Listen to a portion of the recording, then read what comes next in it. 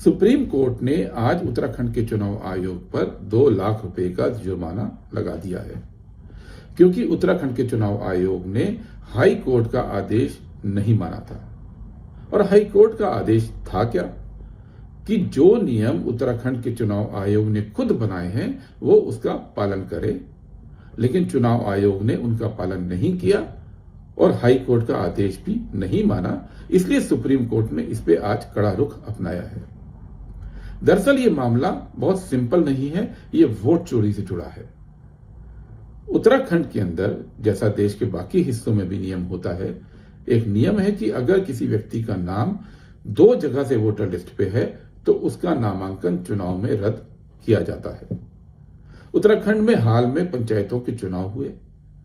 देखने में आया कि बड़ी संख्या में और खास तौर पर बीजेपी के प्रत्याशियों के नाम ऐसे थे जो 2-2 जगह से वोटर लिस्ट पे थे। यह सामने आते ही चुनाव आयोग से शिकायत की गई, अपील की गई कि उनका नामांकन रद्द होना चाहिए, लेकिन चुनाव आयोग ने यह बात नहीं मानी। तो लोग हाई कोर्ट गए। हाई कोर्ट ने चुनाव आयोग से कहा कि नियम तो यही है और आपको इनका नामांकन रद्द करना चाहिए, लेकिन चुनाव आयोग ने हाई कोर्ट की बात भी नहीं मानी और उन सभी लोगों को चुनाव लड़ने की अनुमति दे दी। सवाल यह है कि चुनाव आयोग की ऐसी मजबूरी क्या थी कि उसको अपने ही नियम के खिलाफ और हाई कोर्ट के फैसले के खिलाफ जाना पड़ा। उत्तराखंड के अंदर यह वोट चोरी का मामला था। दरअसल कहानी यह है कि जनवरी में उत्तराखंड के अंदर म्युनिसिपल कॉरपोरेशंस के नगर निगमों के चुनाव हुए थे। उस वक्त पे बीजेपी ने एक काम किया जो हमको बाद में पता चला।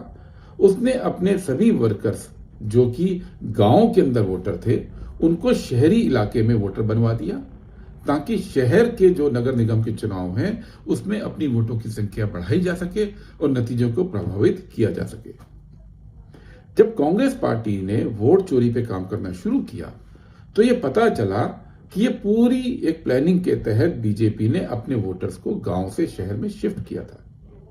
उसी वक्त हमको यह भी मालूम पड़ा कि अब बीजेपी जो कुछ महीनों बाद पंचायतों के चुनाव होने जा रहे थे उसके लिए इन सभी वोटर्स को वापस गांव में रजिस्टर करवा रही है।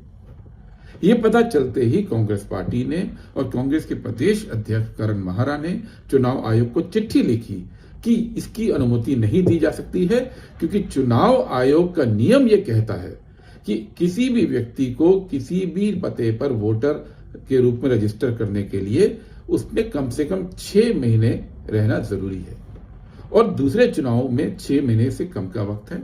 तो 6 महीने के अंदर कोई भी वोटर पहले शहरी इलाके में और फिर गांव के अंदर अपना नाम रजिस्टर नहीं कर सकता है।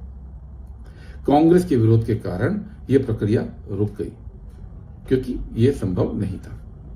लेकिन जब बीजेपी के लोगों को यह पता चला और जब उन्होंने देखा कि उनके जो वोटर्स थे वो शहर से अब वापस गांव में रजिस्टर नहीं हो रहे हैं, तो उन्होंने शिफ्टिंग का आइडिया छोड़ दिया और उन वोटर्स ने नए वोटर के रूप में गांव में रजिस्ट्रेशन करवाना शुरू कर दिया।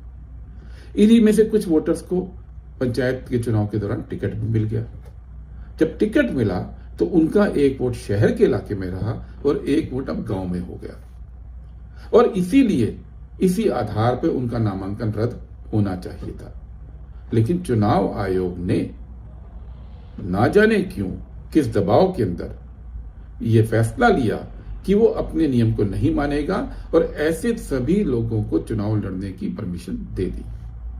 आज सुप्रीम कोर्ट में इसी की सुनवाई थी और सुप्रीम कोर्ट ने स्पष्ट कहा कि चुनाव आयोग ने अपने नियम को ना मानकर और हाई कोर्ट के आदेश को ना मानकर गलत काम किया है, इसलिए उस पर 2 लाख का जुर्माना लगा है। सवाल ये उठता है कि चुनाव आयोग की उत्तराखंड में ऐसी क्या मजबूरी थी कि बीजेपी के प्रत्याशी चुनाव लड़ सके, इसके लिए उसने अपने नियम का उल्लंघन किया।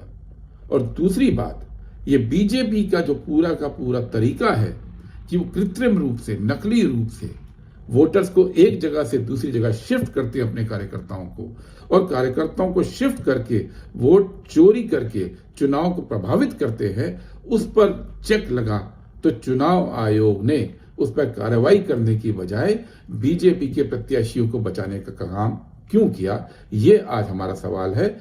वोट चोरी की बात जो राहुल गांधी जी उठा रहे हैं, वोट चोरी की बात जो राहुल जी ने देश के सामने रखी है, वो बहुत सारे अलग अलग स्तर पर हो रही है और कांग्रेस पार्टी दृढ़ संकल्प है कि हर स्तर पर हो रही वोट चोरी को हम उजागर करेंगे, देश के सामने रखेंगे और लोगों के लोकतांत्रिक अधिकार को हम बचा कर रहेंगे।